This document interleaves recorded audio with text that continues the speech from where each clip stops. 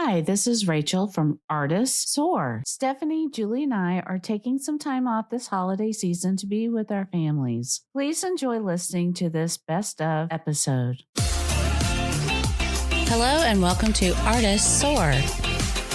This is a podcast for artists by 3 artists. We discuss all aspects of being artists, the good, the bad, and the ugly.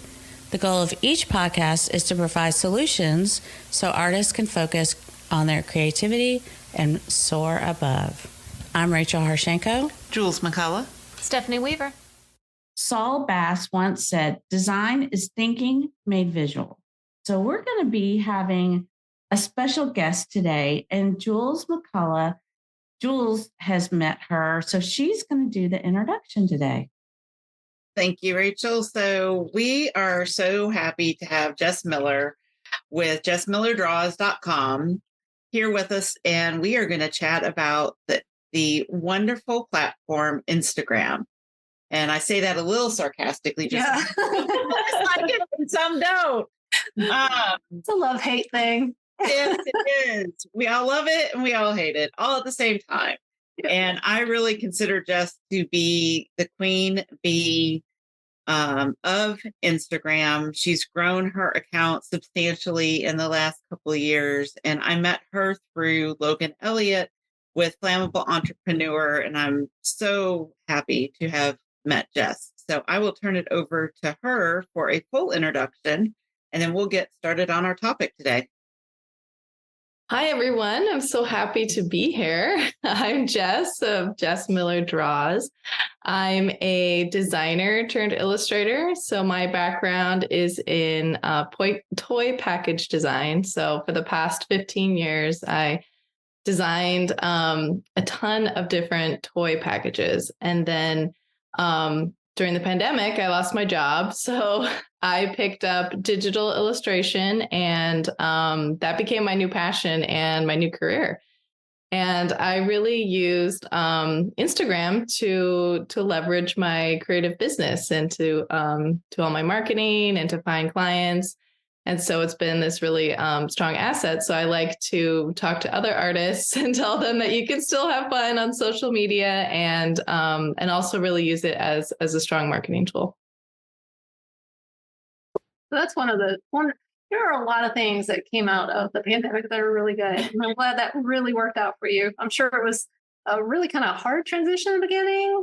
Yes, I was also a new mom. So my daughter was born late 2019. And then, And so then I was ready to go back to work in March 2020. And then I got a call that was like, don't bother showing up. Everything's shut down and we're not bringing back any more contract designers. And so it was really hard because that was basically my only creative outlet was my job. Like I didn't really have, hobbies and that kind of thing. And so it was devastating and it was kind of scary too. I was like, well, where do I go from here? And how long are we going to be shut down? There was just so many questions.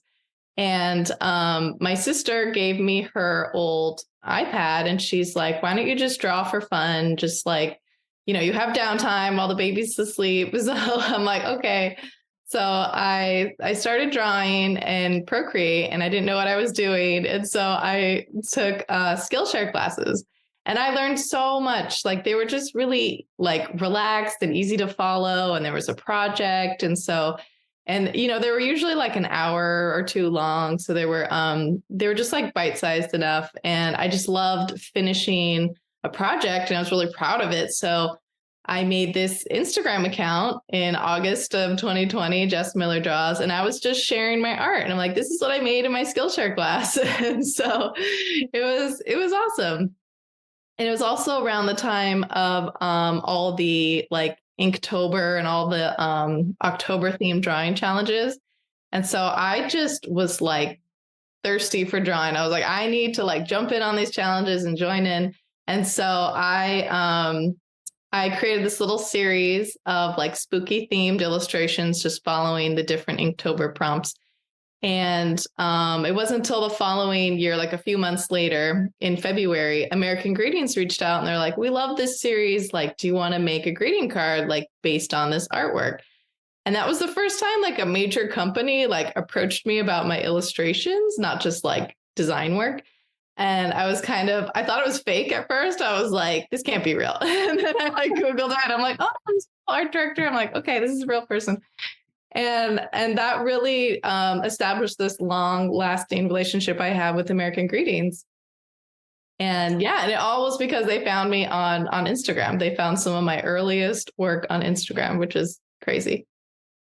So I was going to ask you, that just seems like, I don't know, something in a rom-com movie that you would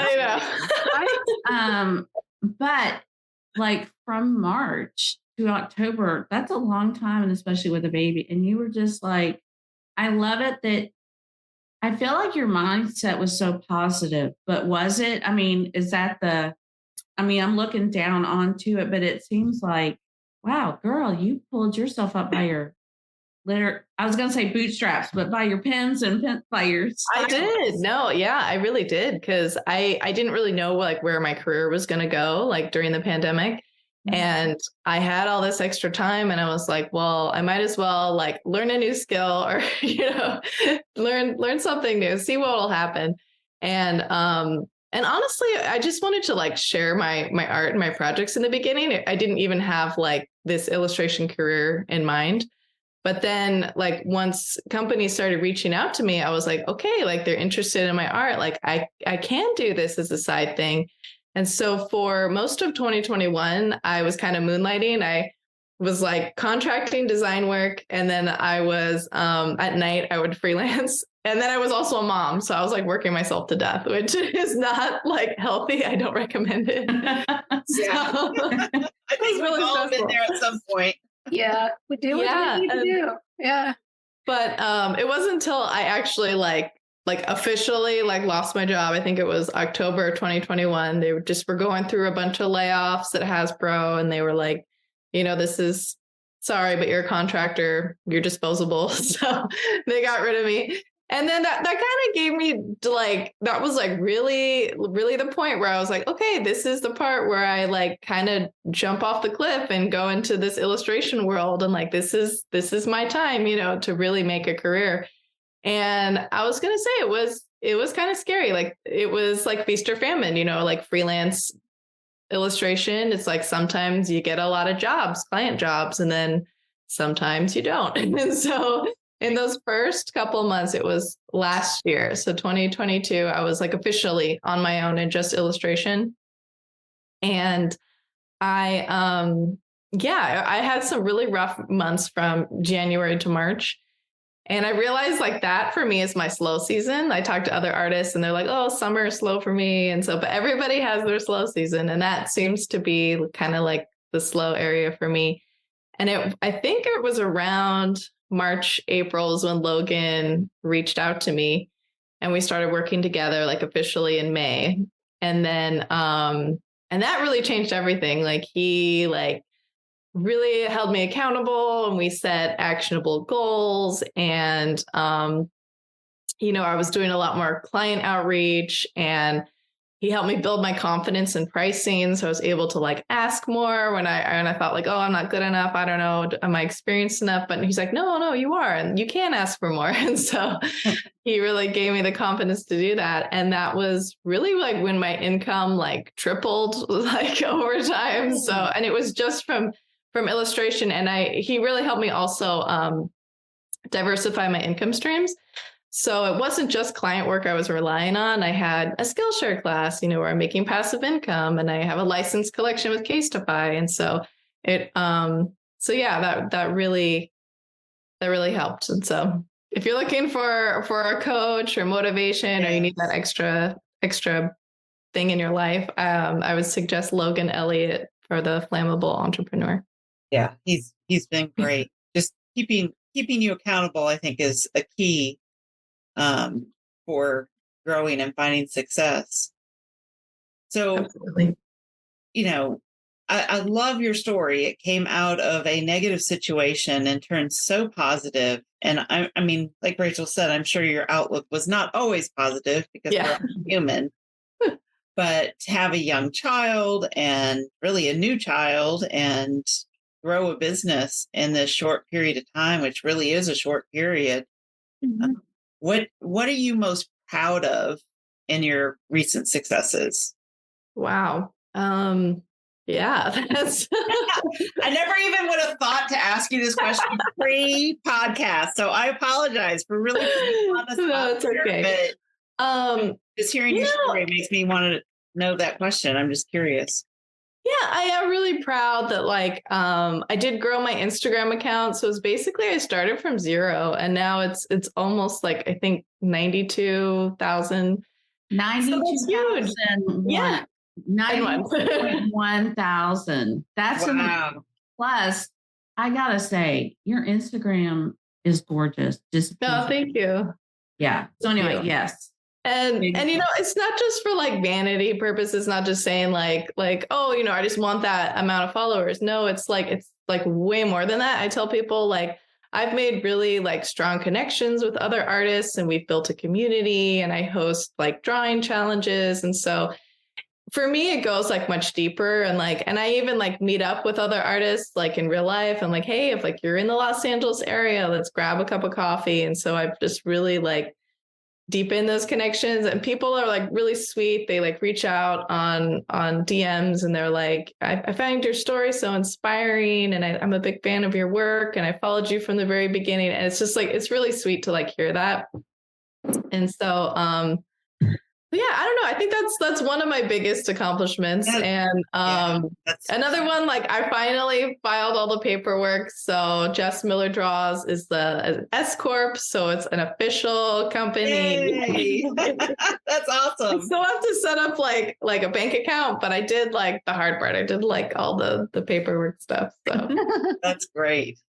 Yeah, so it's really exciting. It's like an official thing. Yay. Well, that's good.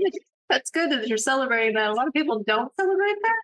Yeah, I mean, all this paperwork, and you're like, now what? But it's a big thing. I was telling my husband, I'm like, I'm the CFO. I'm the CEO of my own company. Yep.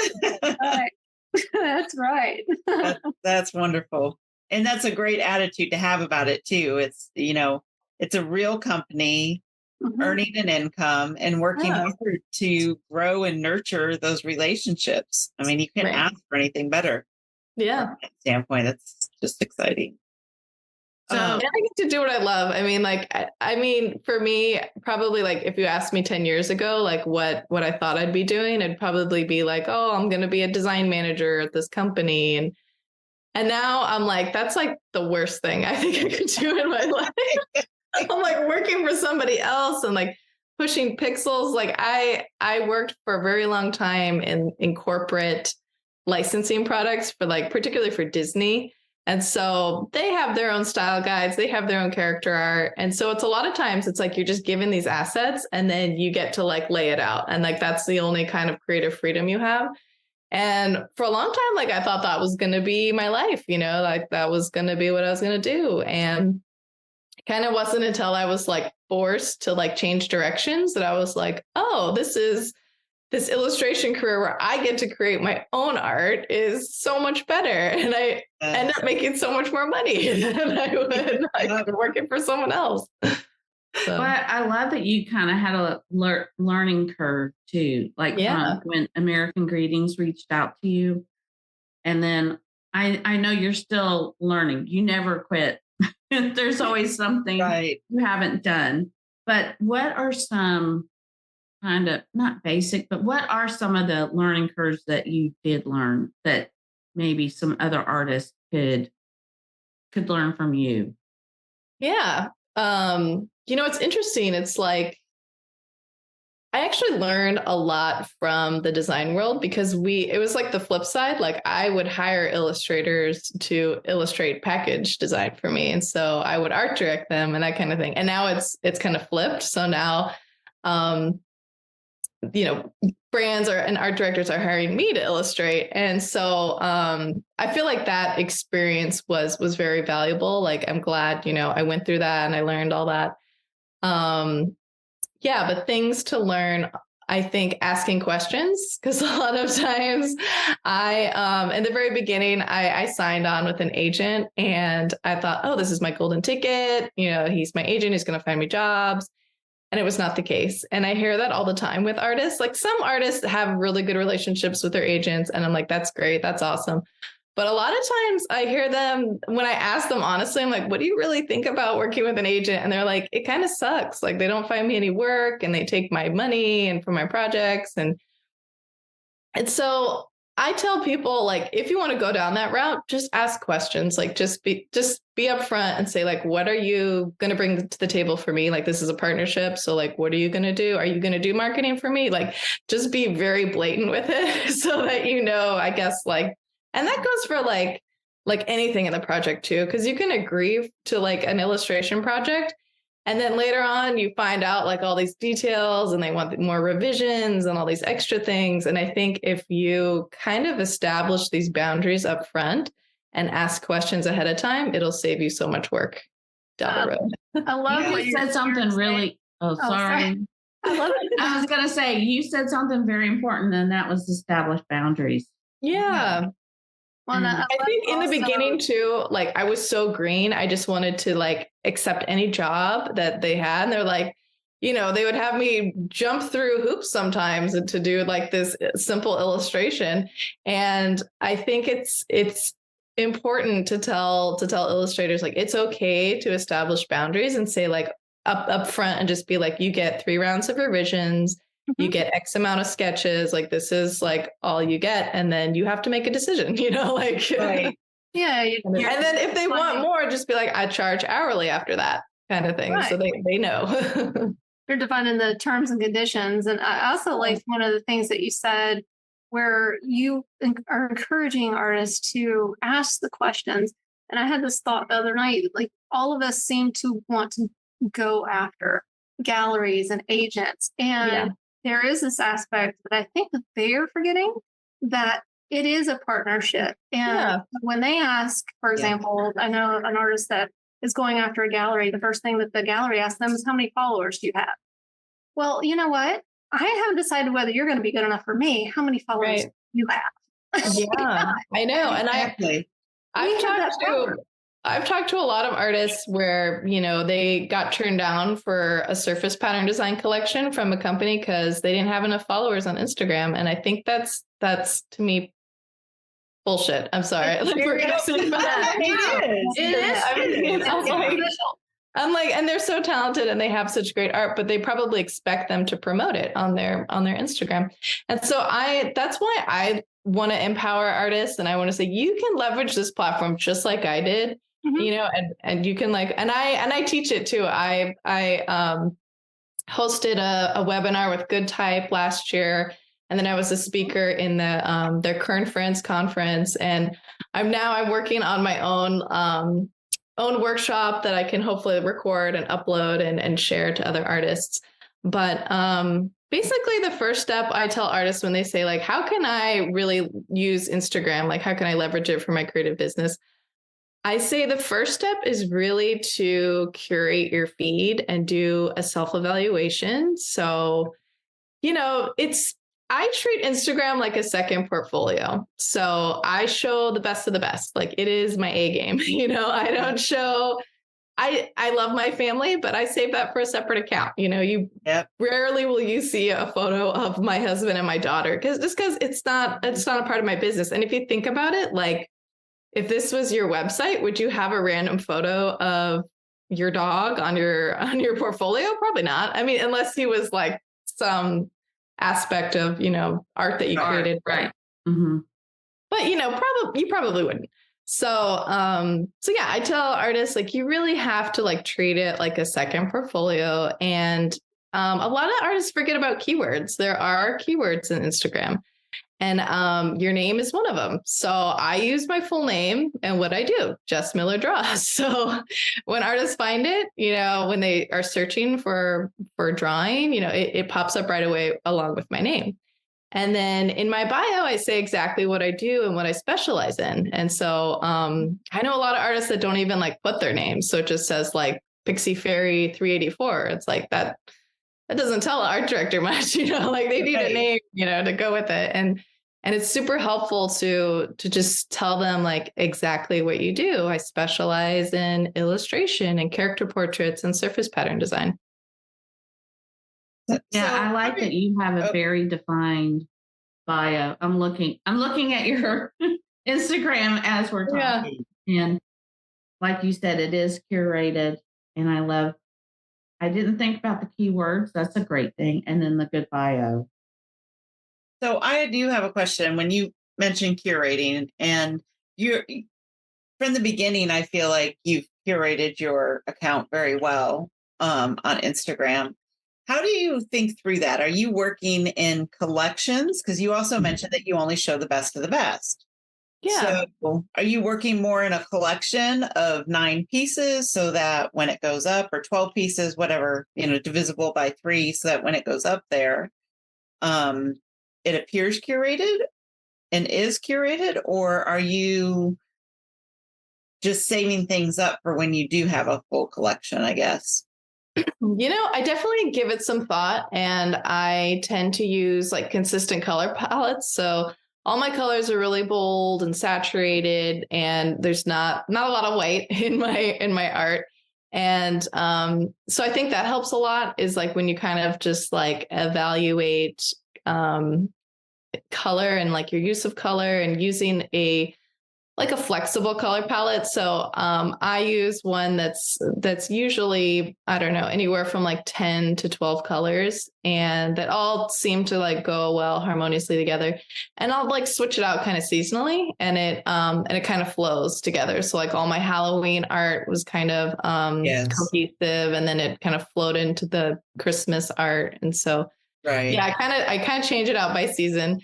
But I also use, a similar brush palette. So I don't really waver much from that. And it's always like a red flag when a client like comes up to me and they're like, I love your style. Like, can you do a watercolor illustration? And I'm like, do you see any watercolor in my portfolio? I'm like, I'm probably not the right artist for you. Right. So that's always like a red flag. When I tell artists when they're asking for something that they don't see in your work, doesn't mean you can't do it, but it's probably not like your specialty. So how many pieces a week, a day, whatever you want to classify it as, a month, are you creating, do you think? That's tough, because a lot of times I'll do client work and then I can't share it to like sometimes up into like a year or more. And so then I'll remember like, oh, that's out on shelves. I can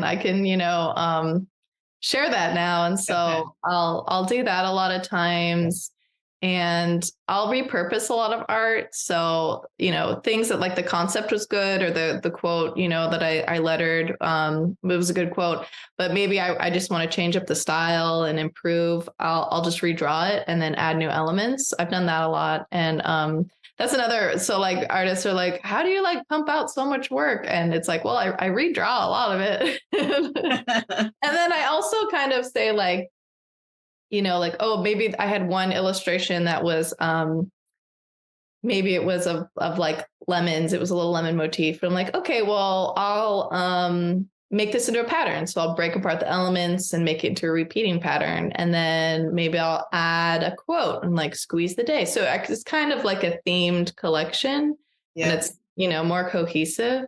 And it's something that art directors like too. They like looking at collections, and they like to see like a mini series. So. Okay.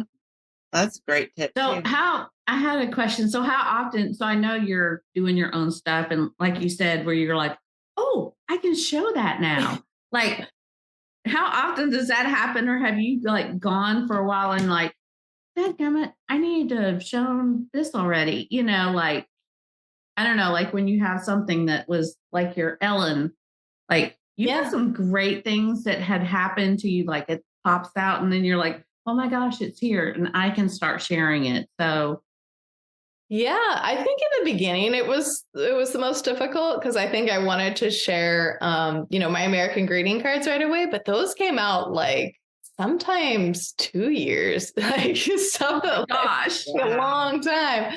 So, and also like I just don't get samples for them. So I just kind of have to constantly like check the shelves and see kind of like when it is.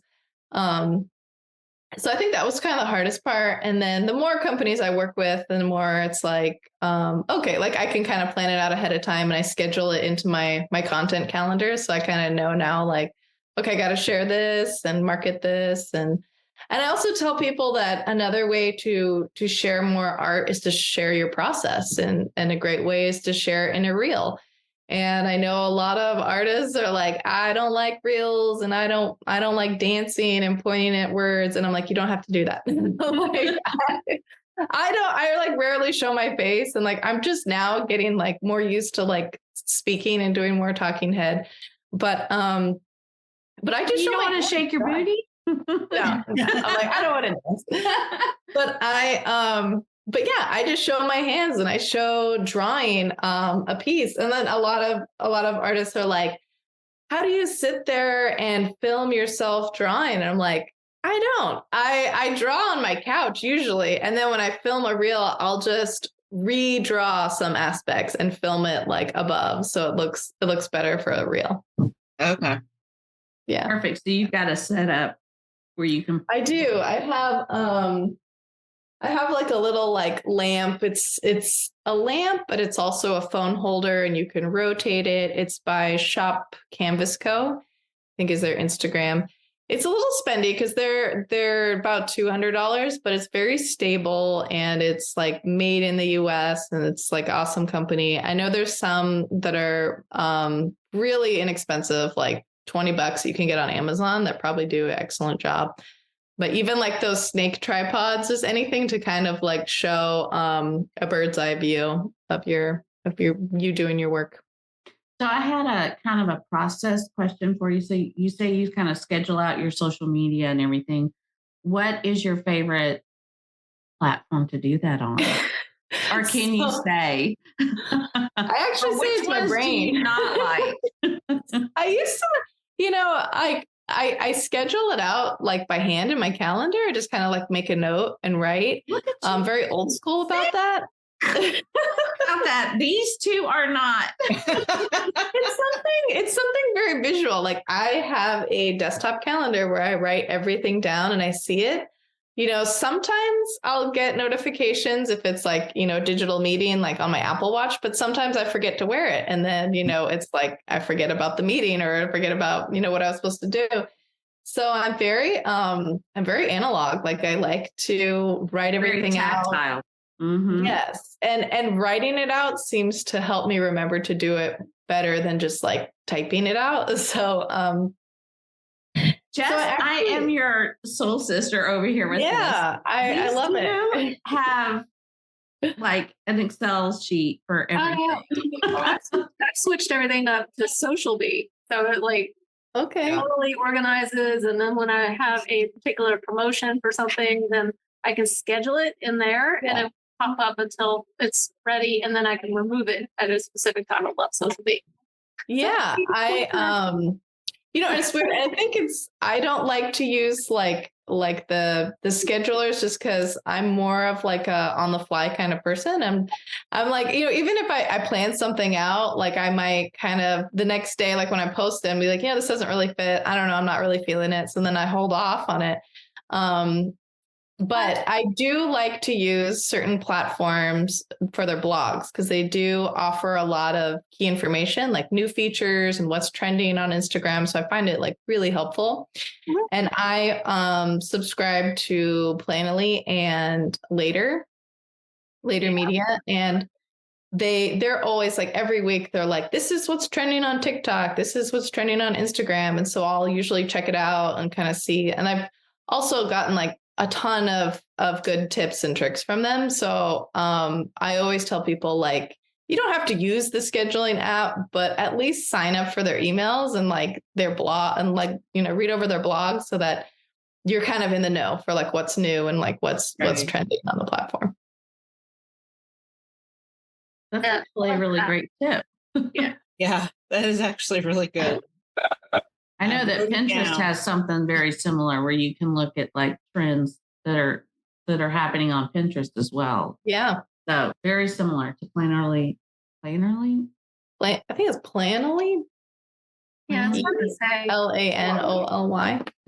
Yeah. So And what was far, the other one again? Yeah. It's called Later. Later. So it's Later. I think their Instagram's like Later Media, something like that. Okay, I'm taking so far, I've written down the tips are you curate your feed. Are you guys hearing all the background noise? If you are, I'm so sorry. a little bit. Okay, sorry. You know I'm recording.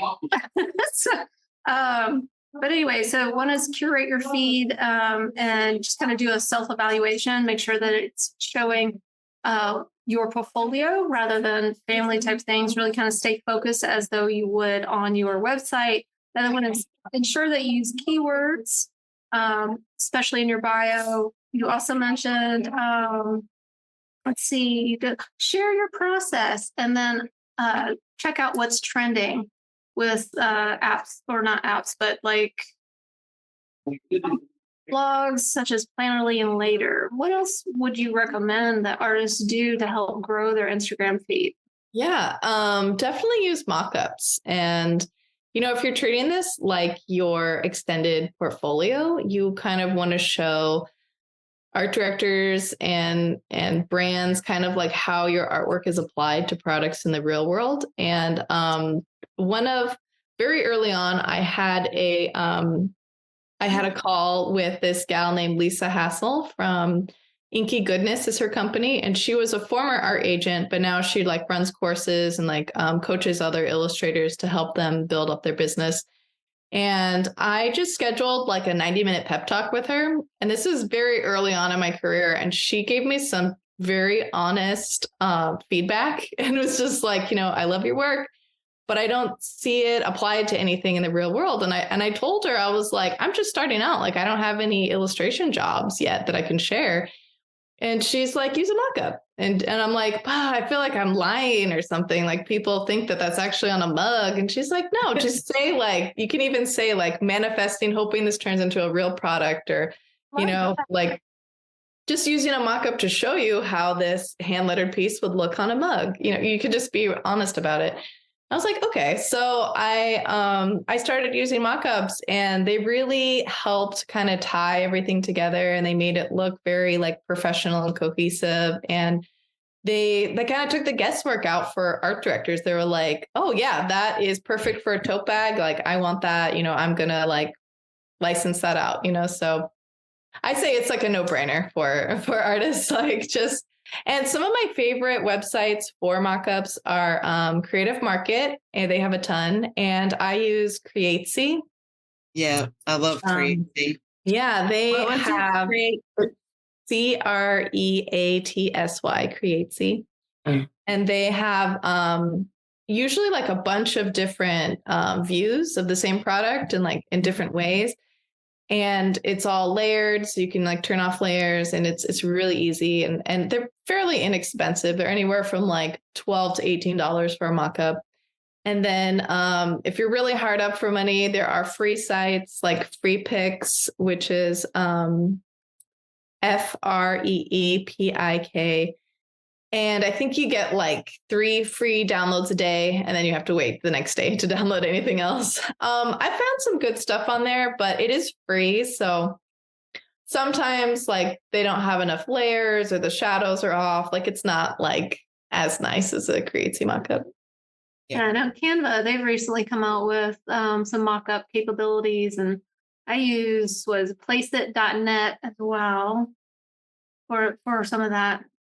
And that one, I just buy an annual membership and you get unlimited mockups. It's great. Nice. Yeah. Nice. And that's what Placeit, definitely. Placeit.net. And then, if you're already using Canva, Canva's pretty limited though. Like, yeah. I just sounded so valley. Canva is pretty limited in its capabilities to actually create the mockups. You just put it on there, but these other ones are really pretty good.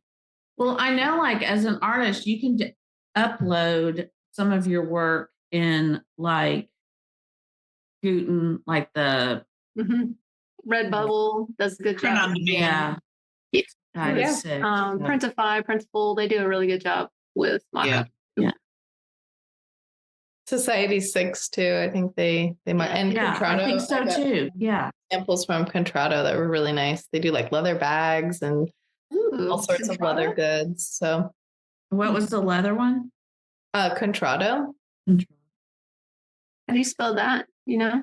They're a print on demand site. So they are it's like Contrado, Contrado. And I think they're based in the UK. But yeah, I partnered with them, and like this pillow is, I know it's a podcast, so you won't be able to see it, but it's actually really great quality. And it does look like a nice quality. Yeah, and it's pretty nice. They sent me like some leather strap sandals and a leather bag. Like it was really nice stuff. Check that out. Yeah. I'm gonna have to get some of my artwork on that. That's so cute. I love that yellow in that bag. Very cool. So any other tips that you think you would give for growing your Instagram or finding clients on Instagram? Yeah. I would say that the best way to like grow your community is to really like add value. And so I tell artists to participate in as many like drawing challenges and art challenges as you can, and then start hosting your own. And if you're kind of nervous about doing it by yourself, like partner up with a few artists, you know, that are similar in your background, and host a drawing challenge together, because that's really what like builds the community and the engagement. Yeah. Because I tell artists that, I mean, content is king. Like it's clear that Instagram is a visual platform. So you got to bring your A game, like visually, and bring your art.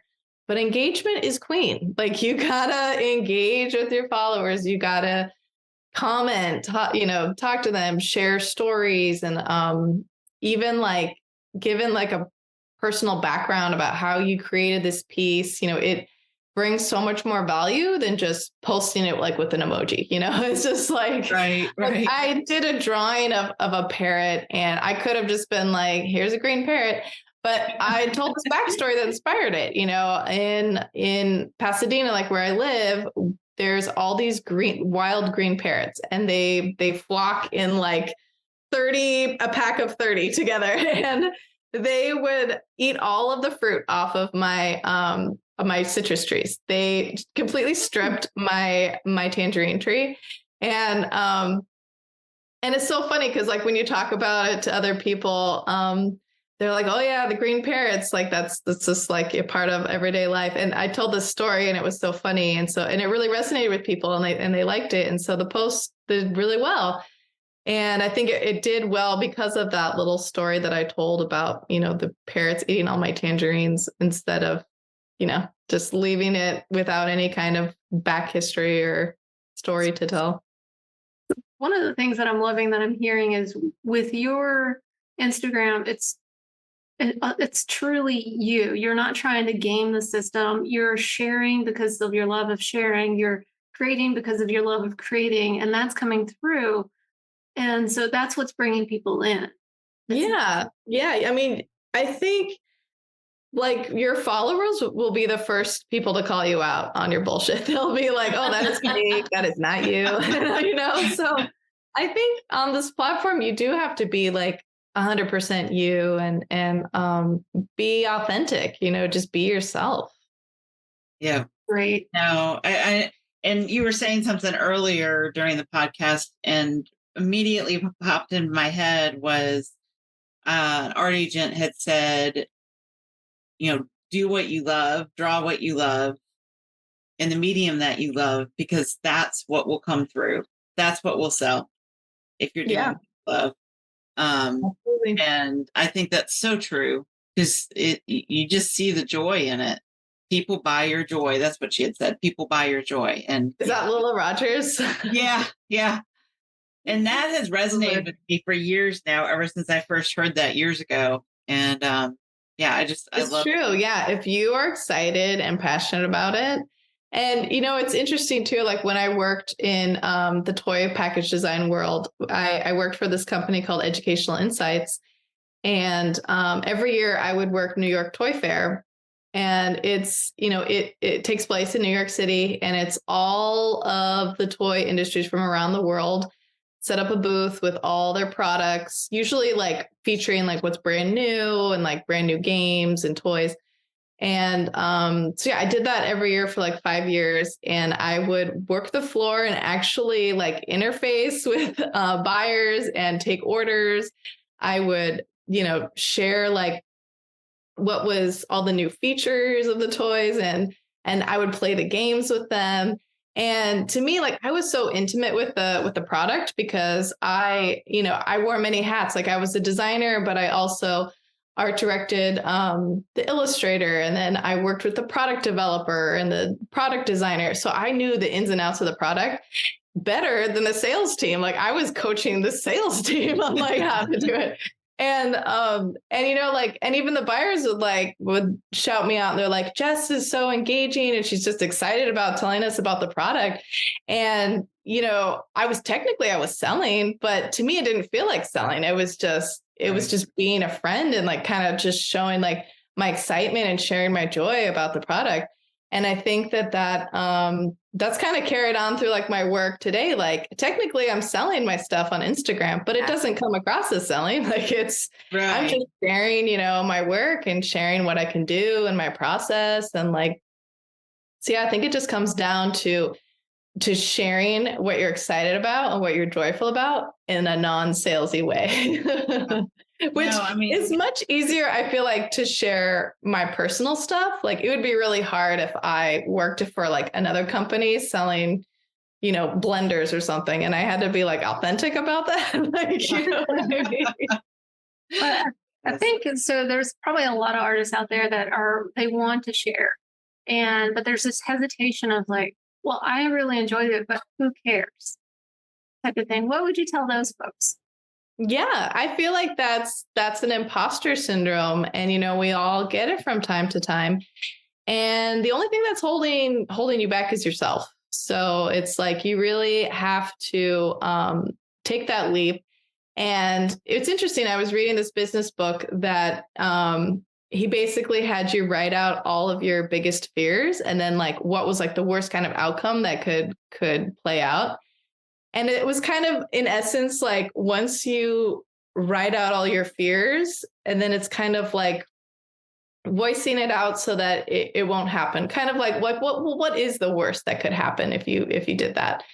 And so now I've been doing that. And so I'm like, okay, well, this is kind of how I can overcome it. And this is how this isn't going to happen, kind of thing. So yeah, it's an interesting way to look at it. I love that because I've always said the word, that's my question with my kids, like when they're going through school or whatever. It's like, well, what's the worst thing that can happen? They're going to say no.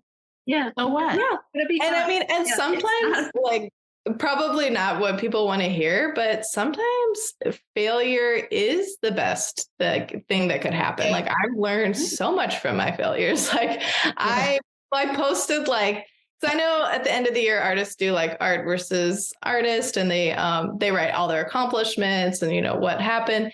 And I did want to share that, but then I also was like, let's keep it real and let's like, this is not my 9 top accomplishments, and this is my 9 failures. Like this is things that didn't pan out, things that didn't happen, for whatever reason. And that post went viral. Like people, it really resonated. It got over, 100 comments, and people were just saying like, oh my God, thank you for being real and being vulnerable and like sharing this. Like, cause I thought I was the only one that was messing up. And it's like, no, I mess up all the time. I have, failures all over the place, but it's something that you learn from over time. And it's necessary. It's necessary to kind of go through those bumps in the road so that you can succeed later.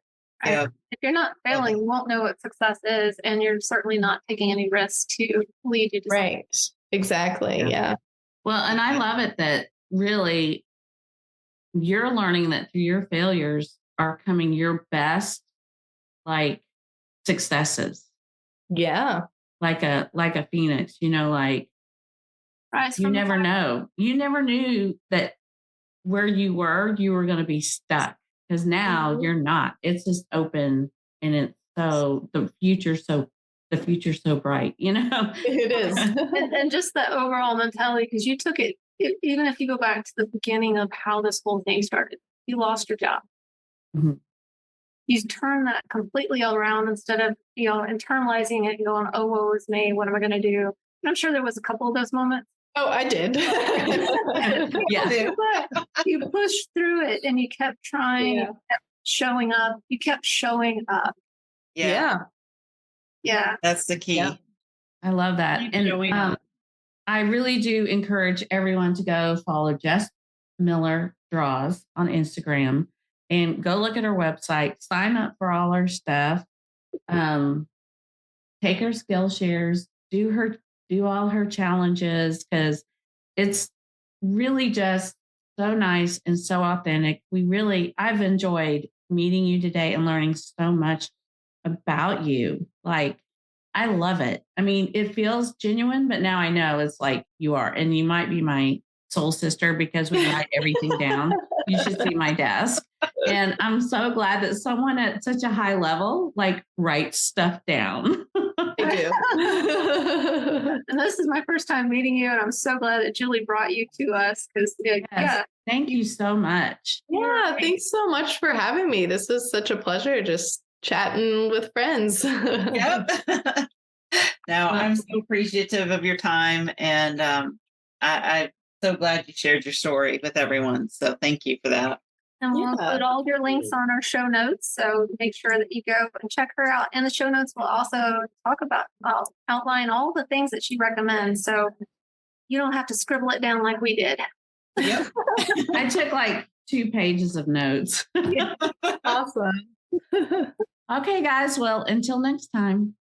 Thanks for listening to Artists Soar, A podcast for artists by artists.